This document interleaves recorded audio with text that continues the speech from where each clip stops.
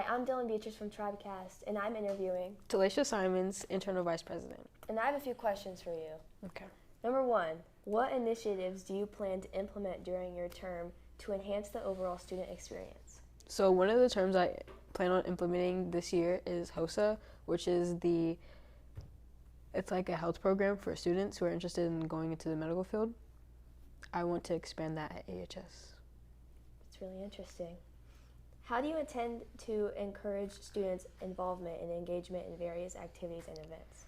So to be able to do that, I feel like we would have to have like a good leader, and I feel like that's something that we could also expand on with like student government and stuff.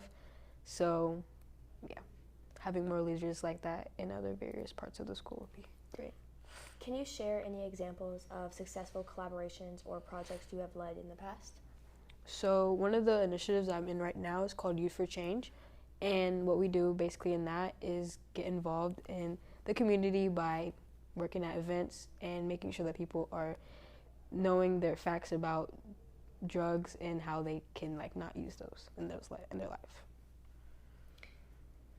What steps will you take to address concerns or issues raised by students and ensure their voices are heard?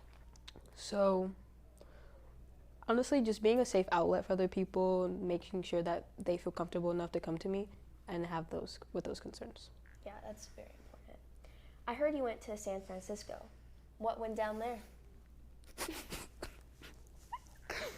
In San Francisco, I presented my summer research that I did with Project Seed, which was based in Indianapolis, and we basically I was able to do research with a professor there in their lab,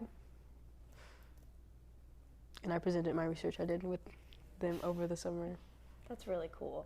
What sparked your interest in nanoparticles and biosensors? So that was like the specialty that the professor had in their lab, and I was basically able to just shadow them in doing that, basically what they did in the lab. How did your trip to San Francisco contribute to your understanding of nanoparticles and their applications in biosensors? So I learned that nanoparticles are like really small, tiny bits, and they make up a lot of things, and they can be used to really just make anything, I think. Nice. Can you share any specific insights or discoveries you made during your research or interactions with experts in the field? So one thing that I learned over the summer is that pancreatic cancer is projected to be the second leading cause of cancer-related deaths by 2030. And that's what I learned. Pretty cool. That is interesting. Pretty cool. How do you plan to utilize your knowledge of nanoparticles and biosensors to promote early cancer detection in your community or school?